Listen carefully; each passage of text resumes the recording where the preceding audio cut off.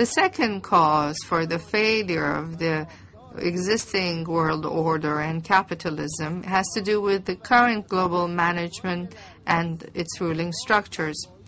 The League of Nations and after that, the United Nations were established with the promise to bring about peace, security, and the realization of human rights, which in fact meant a global management.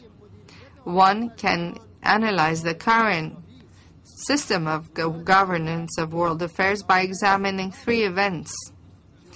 The first is the event of the 11th September 2001, which has indeed affected the entire world for almost a decade. We recall that at the time, suddenly the news of an attack on the Twin Towers was broadcast, using numerous footages of the incident. Almost all governments and known figures that mattered strongly condemned this incident. But then a propaganda machine came into full force. It was implied that the whole world was now exposed to a huge danger, namely that of terrorism, and that the only way to save the world would be to deploy forces into Afghanistan. Eventually, Afghanistan and shortly thereafter, Iraq were occupied. Now please take note. It was said that some 3,000 people were killed on September 11, for which we are all very saddened.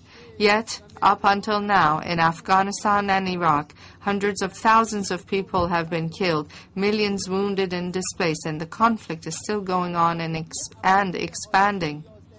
In identifying those responsible behind the September 11 attacks, there were three viewpoints. First, that a very powerful and complex terrorist group able to successfully cross all layers of the American intelligence and security carried out the attack.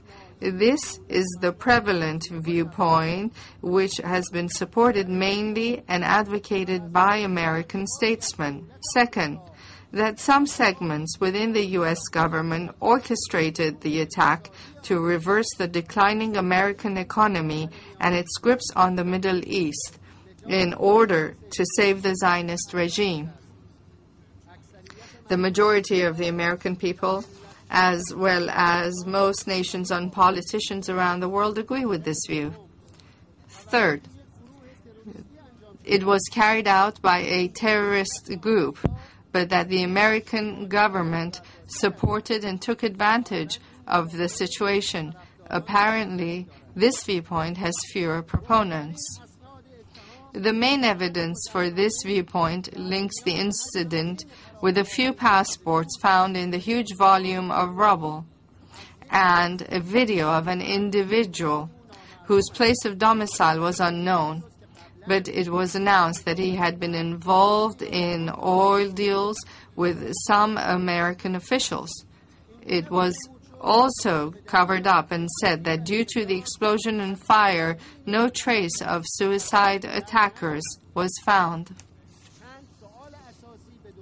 Regardless of each of these three viewpoints, there remain a few questions to be answered. First, would it not have been sensible that first a thorough investigation should have been conducted by independent groups to conclusively identify the elements involved in the attack and then map out a rational plan to take measures against them? Second, assuming the viewpoint of the American government, is it rational to launch a classic war through widespread deployment of troops that led to the death of hundreds of thousands of people to counter a terrorist group? Third, was it not possible to act the way Iran conducted the Rigi operations, fighting the Rigi terrorist group who killed and wounded 400 innocent people? In the Iranian operation, no innocent person was harmed. It is proposed that the United Nations set up an independent fact-finding group for the event of September 11, so that in the future, expressing views about it, to ensure that the different views about it are not banned from discussion in the future. I wish to announce here that next year the Islamic Republic of Iran will host a conference to study terrorism and the means to confront it.